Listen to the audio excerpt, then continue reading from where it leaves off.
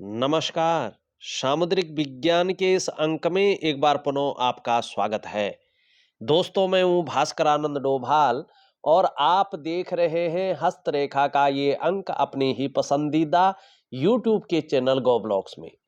एक सुंदर सी फीमेल हथेली, आप महिला जातिका हैं और आपकी रियल हथेली मेरे सामने विवेचना के लिए आ रखी है। देखिएगा, हमेशा मैं अपने चैनल पर जो पुरुष होते हैं और पुरुष प्रकृति की होती हैं, उनका दाहिना हाथ देखता हूं और जो मां स्वरूपा होती हैं, प्रकृति स्वरूपा होती हैं, ठीक है ना, लक्ष्मी होती हैं, उनका वाम हस्त देखता हूं, लेफ्ट हैंड देखता हूं। और इसका प्रमाण दिया गया है हमारे सामुद्रिक विज्ञान में। उसमें स्पष्ट कहा गया है, अथातः संप्रवक्ष्यामि हस्तरेखा विचारणम दक्षिणे पुरुषम ज्ञेयम वामे वामा करम शुभम।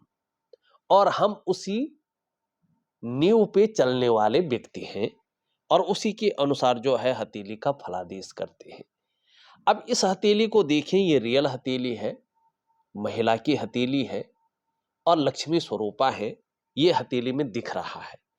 सबसे पहले अगर आप देखेंगे तो हथेली की जो आकृति है, आपको पूरी तरह से आयताकार हथेली दिखेगी। और हथेलियों की जो श्रेणी होती है, जो प्रकार होते हैं, उसमें ये सबसे उच्च श्रेणी की हथेली है। 7 प्रकार की हथेलियों में ये प्रथम हथेली है। इसको दार्शनिक हथेली कहते हैं। और दार्शनिक का मतलब आप जानते हैं कि एनालिटिकल स्वभाव वाला ऐसा व्यक्ति होता है, दार्शनिक होता है ऐसा व्यक्ति, ठीक है ना। रिसर्च की भावना, जिज्ञासु प्रवृत्ति ऐसे लोगों के अंदर होती है। कार्य का मामला देखें तो जिसमें बोलने से बहुत ज्यादा ज्यादा काम चलता हो, शारीरिक मेहनत की जरूरत तो पड़ती हो लेकिन कम पड़ती हो, ऐसे करियर में ये लोग बहुत ज्यादा सफल होते हैं। ऐसा करियर इनके लिए बड़ा सुटेबल होता है और ऐसे ही करियर में ऐसे लोगों को जाना चाहिए। दूसरा, जिसमें मस्तिष्क का बहुत ज्यादा काम करना पड़ता हो, शारीरिक मेहनत की जरूरत कम पड़ती हो, ऐसे करियर में ये बड़े कामयाब होते हैं, ठीक है ना। तो दार्शनिक हथेली है, बहुत अच्छी है। दूसरी बात देखिएगा, अपने आप में हथेली की रंगत बेहतरीन स्थिति की दिखाई दे रही है, और मंडल बहुत अच्छा है। अपने लिए जैसे भी होंगे, अपने जीवन साथी के लिए और अपने परिवार के लिए स्वयं लक्ष्मी है, आधार है। ये निश्चित तौर पे इनकी हथेली का जो औरा मंडल है, आभा मंडल, ये दिखाई दे रहा है। अपने को तपा करके, चिंता की भट्टी में जो है हमेशा जल करके, फिर भी अपने परिवार को, अपने जीवन साथी को, अपने से जुड़े हुए लोगों को उजाला देने का अगर काम कर रही है, तो इस हथेली की जातिका कर रही है। दूसरी सबसे बड़ी चीज देखिएगा, आप भी अपने जो आसपास है उनकी हथेली में देखने की कोशिश करें। बेहतरीन तरीका ही, परफेक्ट है, 0.1% भी किंतु परंतु नहीं है। देखिएगा, जैसे इनकी हथेली में ये हृदय रेखा है, ठीक है ना, मैं जरा ढंग से करूं इसको, ये हृदय रेखा है। ये आप देखेंगे तो ये मस्तिष्क रेखा है। ये अगर आप देखेंगे तो ये जीवन रेखा है। और यहां से निकलती हुई ये करियर और धन की रेखा है। ये देखेंगे तो एक अंग्रेजी का जो अक्षर होता है एम की आकृति, वो यहां पर बनी हुई है। इसका स्पष्ट मतलब है कि पूर्व जन्म से ही आपके जो पंच तत्व हैं, जिनके हम क्या कहते हैं, 5 एलिमेंट कहते हैं, जिनसे हमारा शरीर बना हुआ है, आपके शरीर में जो अष्टाचक्र हैं, अष्ट चक्र, 5 ज्ञान इंद्रियां हैं, 5 कर्म इंद्रियां हैं, नव द्वार है, पंच महाकोश हैं। इनके अनुसार देखें तो भगवान शिव, देवादिदेव महादेव आपके आराध्य देव हैं। और मां पार्वती, भगवती दुर्गा का कोई भी रूप हो, वो आपकी अधिष्ठात्री देवी हैं। जितनी ज्यादा शरणागति जाएंगे, उतनी ही जीवन में दिव्यता और भव्यता की प्राप्ति होगी। अगर इनके इतर जाएंगे, इष्ट किसी को भी मान सकते हैं आप, किसी की भी पूजा आराधना कर सकते हैं, लेकिन जो हथेली में चीजें बनी हुई हैं, शरणागत अगर जाते हैं, तो आपके जीवन में जो आंतरिक खुशियां हैं, जिससे मन प्रसन्न रहता है, जीवन में खुशनुमा माहौल बना रहता है, जिससे आपको धन मिलता है, प्रतिष्ठा मिलता है, समाज में मान सम्मान मिलता है, पारिवारिक सुख मिलता है, कुटुंब का सुख मिलता है, वैवाहिक सुख मिलता है, धन का सुख मिलता है, वो आपका इष्ट देता है। उसकी शरणागति जाना चाहिए, तो आपकी हथेली में ये चीज बनी हुई है। अब इसका दूसरा सबसे बड़ा बेनिफिट क्या है? जिन भी महिलाओं की, माताओं की हथेली में, लक्ष्मियों की हथेली में ये एम की आकृति बनी हुई होती है, यकीनन मैं गारंटी के साथ कह रहा हूं, अभी तक का 10 वर्षों से ज्यादा का जो मेरा अनुभव है, जो मैंने प्रत्यक्ष रूप में देखा है, ये अपने जीवन साथी के लिए बहुत लकी होती हैं। ये उनका भाग्य को लेके आती हैं, मानी इनकी मुट्ठी में उनका भाग्य होता है। देखना, ऐसे लोग जो महिला के हथेली में अगर वाम हस्त में, लेफ्ट हैंड में ये बना है, और जिससे वो शादी करने जा रही हैं, वो रोड पे बैठा हुआ व्यक्ति है, अगर इनसे शादी हो जाती है, तो उसके बाद उसकी किस्मत अचानक चमकने लगती है, वो रंक से राजा बनता है। इसमें 0.1% भी किंतु परंतु नहीं है। ये लोग जो होते हैं, अपने जीवन साथी के लिए बहुत बड़ी भाग्य लेके आते हैं, बहुत बड़ा औरा मंडल लेके आते हैं। ये मैंने प्रत्यक्ष रूप में देखा है। और उसके जीवन में कितनी भी बड़ी अनहोनी होनी होगी, उस अनहोनी को ये चिन्ह टालता है। अपने लिए कैसे भी हो, लेकिन अपने जीवन साथी के लिए, अपने परिवार के लिए ये बहुत लकी चिन्ह है। माने साक्षात भगवान शिव ये है, और ये हमें मानना भी चाहिए। अब यहां पे थोड़ा सा देखें, आपकी हथेली में जरा ध्यान से देखिएगा। वर्तमान समय में यहां पे देखेंगे तो पूरी हथेली में जाल बना हुआ है, नाड़ी रेखाएं यहां पे काट रही हैं। देवगुरु बृहस्पति पूरी तरह से शनि की तरफ दृष्टिगोचर हो रहा है, इसको अच्छा नहीं माना जाता है। ये हस्तरेखा शास्त्र में बड़ी खराब चीज मानी गई है, और इसको आपको सुधारना है। देखिएगा, इसका सबसे पहला प्रभाव पड़ता है आपके मन पर, आपके मस्तिष्क पे। जीवन में उलझने आनी शुरू हो जाती हैं, जीवन में दुविधाएं आ जाती हैं। कई बार पूरा जीवन ही उलझन में चल रहा है, ऐसा महसूस होता है। तीसरी बात, आप कंफ्यूजन में रहते हैं, आप दुविधा में रहते हैं। आपकी निर्णय लेने की ताकत ऐसे में क्षीण हो जाती है।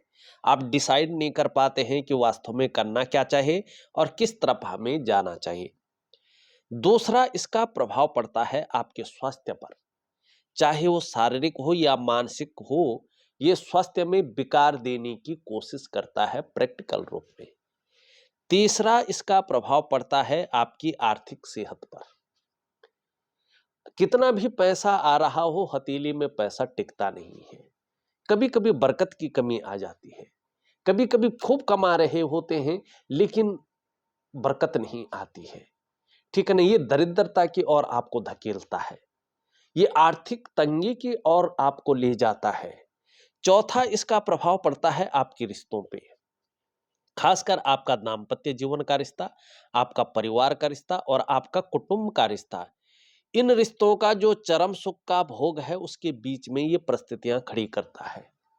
और पांचवा और सबसे बड़ा जो इसका प्रभाव पड़ता है, ये पड़ता है आपकी डेवलपमेंट और आपकी प्रोग्रेस पे।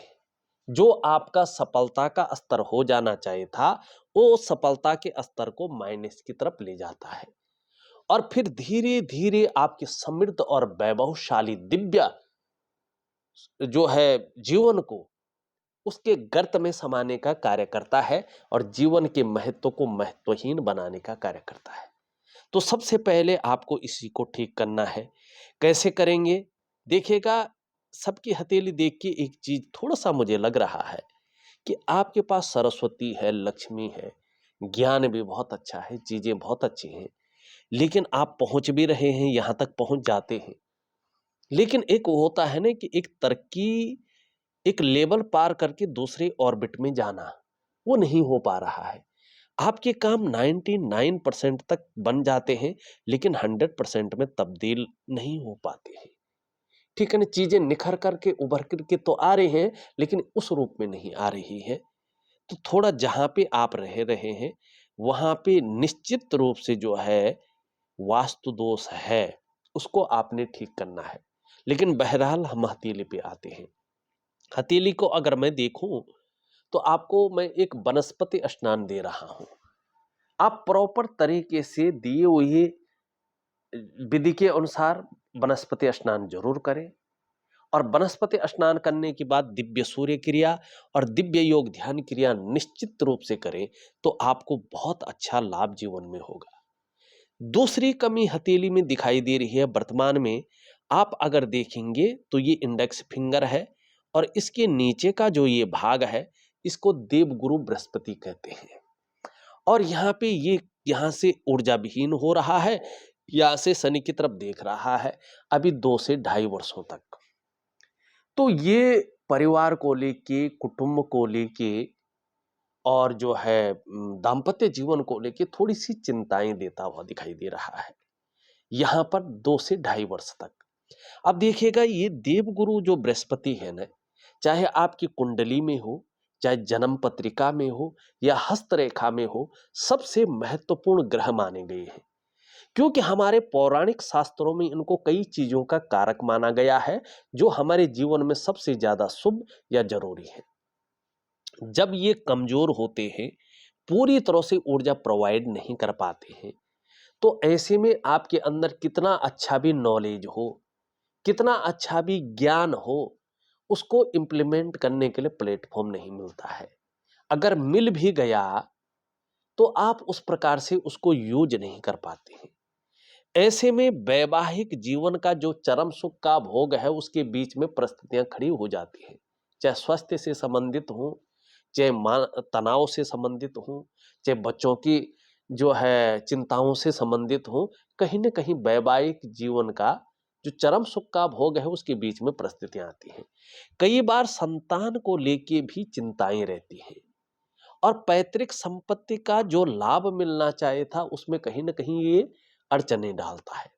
धन को लेके भी ये कहीं न कहीं उतार-चढ़ाव देना शुरू कर लेता है और सभी प्रकार के जो सुख हैं, जो मानव जीवन के लिए चाहिए ही चाहिए, बृहस्पति उनको जो है रोकने का कार्य करता है। ऐसे में एक सही दिशा दिखाने वाला व्यक्ति नहीं मिलता है, जिसको गुरु कर कहते हैं।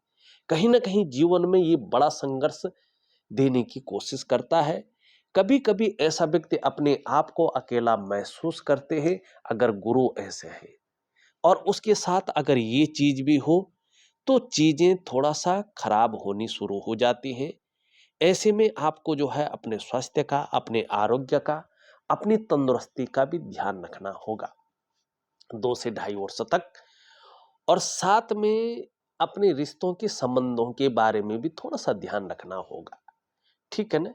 आप किसी के लिए कितना भी कुछ कर लें, उसका जो यश मिलना चाहिए, उसमें थोड़ी-सी कमी ये दे सकता है। और संतान को लेके, ठीक है ना? और उनको लेके हल्की-फुल्की चिंताएँ आपके जीवन में रह सकती है। इसके लिए मैं उपाय दूँगा, ज़रूर करें, आपको लाभ होगा। बाकी आपके जीवन में चीज़ें बेहतरीन हैं, सुंदर हैं, बेहतरीन हैं, बहुत अच्छे हैं, ये मैंने पहले ही भी बता दिया है आपको। अब यहाँ पे देखेंगे हम, अंगूठा आपका बहुत अच्छा है, थोड़ा-सा जल्दबाज़ी से आपको बचना होगा, जल्दबाज़ी में आकर बहुत बड़ा निर्णय नहीं लेना होगा। जल्दबाज़ी में लिया गया निर्णय आपको नुकसान दे सकता है। वैसे एक सुखद जीवन जीने की चाह हमेशा बनी रहेगी और सुखद जीवन जीने के लिए प्रयत्नशील व्यक्तित्व भी हमेशा बना रहेगा। यहाँ पे देखेंगे तो धार्मिक भावनाएँ बहुत अच्छी रहेंगी, ईश्वर में विश्वास बना रहेगा और अपने आराध्य के प्रति भी समर्पण की भावना रहेगी, ये बहुत अच्छी चीज़ आपके अंदर है। भाग्य स्थान की उँगली देखें, तो इस तरह से इसकी तरफ झुकती हुई दिखाई दे रही है। आपको जीवन में कामयाबी तो मिलेगी अपने कार्यों में जो भी करेंगे, लेकिन बहुत ज़्यादा मेहनत, बहुत ज़्यादा परिश्रम करने के बाद ही चीज़ों में आपको सफलता मिलेगी। कई बार दौड़ा-धूपी का काम भी करना पड़ सकता है और इसके लिए थोड़ा-सा आपको कर्मठता से काम लेना पड़ेगा। इन दोनों के बीच में गैप दिखाई दे रहा है। जब जब आपकी जन्म कुंडली में शनि साढ़े साती में होंगे, ढैया में होंगे या बकरी अवस्था में होंगे, तब तब इसका प्रभाव आपके जीवन पर गहरा और लंबा पड़ेगा। अब कितना पड़ेगा ये डिपेंड करता है आपके कर्म आज किस प्रकार से हैं। क्या पड़ेगा, ऐसे में आप कई बार दुखी से हो जाएंगे, कई बार सब कुछ होते हुए भी खुशियों में थोड़ी सी कमी आपकी रहेगी, ये दिखाई दे रहा है। सूर्य की उंगली अगर देखेंगे तो इस तरफ झुकी हुई दिखाई दे रहे हैं। सूर्य के नैसर्गिक गुण आपके अंदर हमेशा से बने हुए हैं, आगे भी इनके फायदे मिलेंगे। यश पाने की चाह रहेगी, नेम फेम पाने की चाह रहेगी और अपने कार्यों में विस्तार और फैलाव पाने की भी चाह रहेगी। यहाँ पे अगर हम देखेंगे तो ये इससे बड़ी है, मिडिल फिंगर से छोटी है। तो यश जरूर मिलेगा, कार्यों में सफलता आगे चलकर बहुत अच्छी मिलेगी। 2 वर्षों के बाद से आपके जीवन में नई चीजें, नई उमंग, नई प्रकार की खुशियों को ये देता हुआ दिखाई दे रहा है। लेकिन अगर कहें तो रिस्क लेने की ताकत भी रहेगी, चीजों में जोखिम उठाने की ताकत भी रहेगी और इस रिस्क लेने में, इस जोखिम उठाने में कहीं कोई नुकसान हो भी जाए तो गिरकर पुनः उठने की ताकत भी रहेगी, जिसको हिम्मती स्वभाव कहते हैं। धन कमाने की ललक भी अच्छी खासी रहेगी, लेकिन ये इसके पहले पूर्व तक नहीं पहुंच पा रहा है। धन के प्रबंधन में, कागजों के रखरखाव में, अकाउंटेबिलिटी में, फाइलिंग में और कम्युनिकेशन स्किल्स में थोड़ी सी कमी भी बनी रहेगी। इस कमी को पूरा करने के लिए यहाँ तक नाखून बढ़ाएं तो बहुत अच्छा लाभ आपको यहाँ पे होगा। हृदय की रेखा अगर हम देखते हैं तो ये यहाँ से इन दोनों के बीच में देख रही है और यहाँ पे देवगुरु बृहस्पति का और शनि दोनों का प्रभाव पड़ रहा है, दोनों का बलाबल आ रहा है।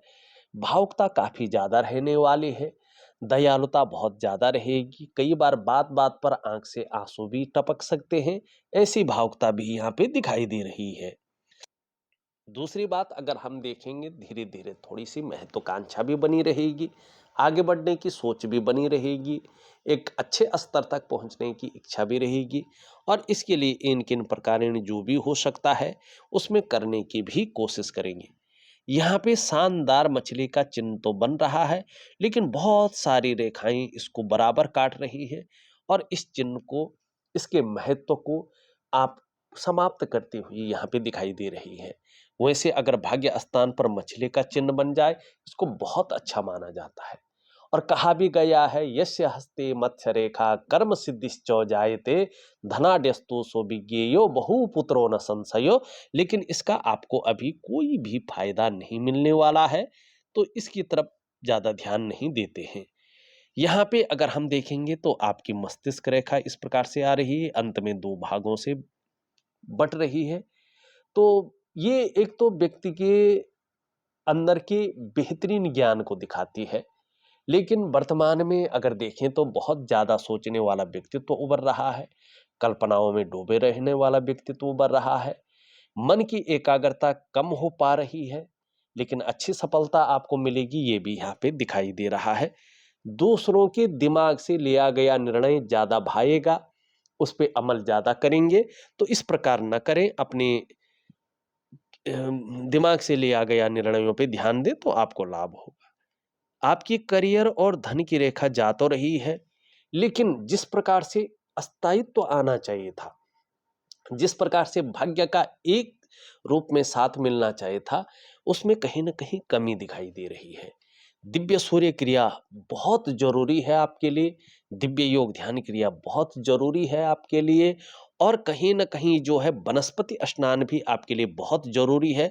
इन 3 चीजों को जरूर करें। उसमें भी दिव्य सूर्य क्रिया, दिव्य योग ध्यान क्रिया एक टाइम पे करें। टाइम को इधर-उधर मत करिएगा और 3 से 4 महीने तक लगातार करिएगा, स्वच्छंद मन से करिएगा, आपको बहुत बड़ा लाभ होगा। यहाँ पे देखेंगे तो आपका भी केतु से जो है जीवन रेखा बहुत अच्छी जा रही है। जीवन में ऐसा कर्म करेंगे कि अंत में श्री हरि के चरणों में आपकी जगह यहाँ पे दिखाई दे रही है, बहुत अच्छी चीज है। और यहाँ पे साथ में देखेंगे तो इस प्रकार से मछली का चिन्ह बन रहा है और ये धीरे धीरे स्पष्ट हो रहा है। इसमें केतु का तो प्रभाव पड़ ही रहा है, शुक्र का भी प्रभाव पड़ रहा है, इसको बहुत अच्छा माना गया है। मैंने पहले भी कहा है, यस्य हस्ते मत्स्य रेखा कर्म सिद्धिश्च जायते धनाढ्यस्तु सुविज्ञेयो बहुपुत्रो न संशयो। बहुत अच्छा चिन्ह है ये। हाथ की सकारात्मक ऊर्जा को दुगना कर लेता है। जिस ग्रह पे बैठता है उस ग्रह के गुण तत्वों को बढ़ा करके व्यक्ति के अंदर समाहित कर लेता है। शुक्र पे बैठा हुआ है, सुख आगे चलकर बहुत अच्छा मिलेगा। दूसरी बात है, केतु पे बैठा हुआ है, जैसे जैसे उम्र बढ़ेगी धर्म में अध्यात्म में रुचि रखने वाला व्यक्तित्व देगा। अच्छी खासी यात्राएं दे सकता है, जिससे मन प्रसन्न रहेगा, खुशनुमा माहौल जीवन में बना रहेगा और ये चीज बहुत अच्छी है। ऐसे व्यक्तियों की पुत्र पौत्र से बहुत अच्छा लाभ मिलता है, सुख मिलता है इनको। और कहीं ना कहीं कभी ऐसा नहीं होता है कि शादी ना हो रही हो, शादी भी ऐसे लोगों को बहुत अच्छी होती है। शुक्र की स्थिति देखें, शुक्र की स्थिति आपकी बहुत अच्छी है, लेकिन थोड़ा सा चिंताएं काफी ज्यादा आप कर रही हैं। कभी कभी बहुत ज्यादा सोचती हुई दिखाई दे रही है। कभी कभी जो आप मेहनत कर रही हैं, जो परिश्रम कर रही हैं, जो प्रयास कर रही हैं, उसमें अभाव की स्थिति भी दिखाई दे रही है।